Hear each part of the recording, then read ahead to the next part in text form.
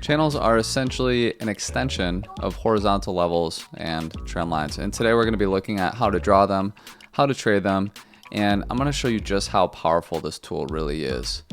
So let's take a look at that. I'm going to take you guys back to July of 2021. We had this massive bull run and then a huge decrease in price. And it looks like we put in some degree of a bottoming formation and are now having a massive pump here, right? That got people really bullish again. I'm going to show you just how powerful channels can be in predicting future price action.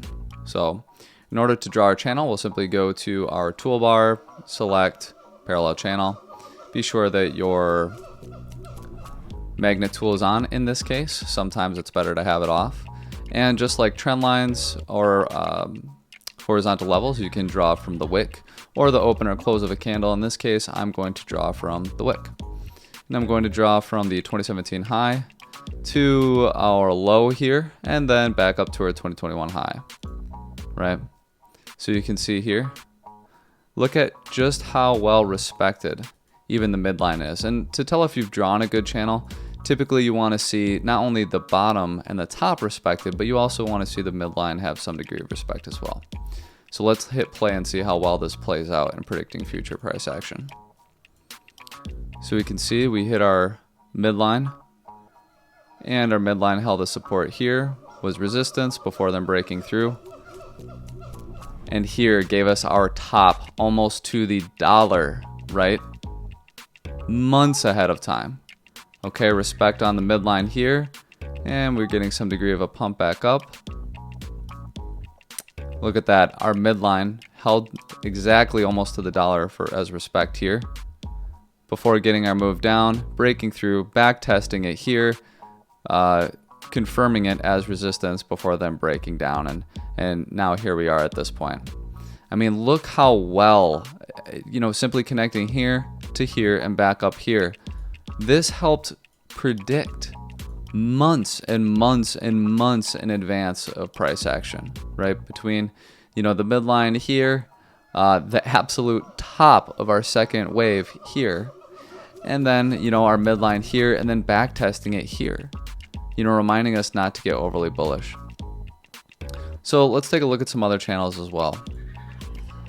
We have, you can see we have some degree of a channel here, and we'll look at how to draw that again. Simply put our parallel channel tool back on, and we'll select a wick here and go ahead and connect it. We can see that this really lines up nicely here with our highs, and then we'll find if we can get a spot here that lines up really nicely with our lows. I do like this one, and let's go down to a 4-hour time frame. And again, you can see the respect very nicely on this midline, right? So we can see that this is a really nice channel. And again, we can use it to predict future price action. Over here, we'll take a look at how to trade a channel. Essentially, channels form when price is range bound. And in this case, price is range bound in between about 28.5 and about 31.3K.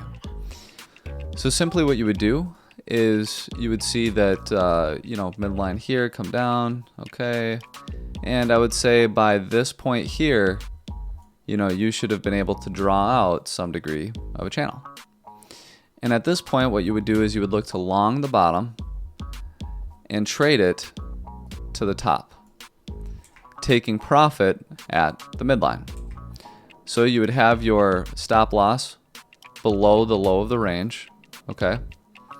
And you would trade it up, take profit at the midline, and we get a continuation. We see weakness here, so we take more profits, and we get a move down, and we can look to compound our long here for then another move up to the midline. Go ahead, take profit, see weakness, take more profit, come back down, go ahead and add another long here, take profit at the midline again, come back down, likely get stopped out, come back in, and we can see another opportunity here to long the bottom of the channel, which we take profit at the midline. We get a move up, we see strength, and we take profit at the top. We see weakness here, and we short the top of the range, okay? Take profit at the midline, we come back, and we see some weakness here as we come back down, so we take more profit on our short, and we come back down here, compound our short, take profit at the midline again, come back up, compound our short, take profit at the midline again and again and again, and we can see, oh, all right, we take profit again, and in this case, if we have leftovers on our short, we simply let it ride, right? So that's the trick with channel trading or range trading, is at some point, okay, at some point you are going to get stopped out. All right, so if you're longing here, taking profit at the midline, and shorting here, well, eventually price is going to break out, okay? So if you were longing here, right, and you took profit and took profit, well, then you would have gotten stopped out here. All right.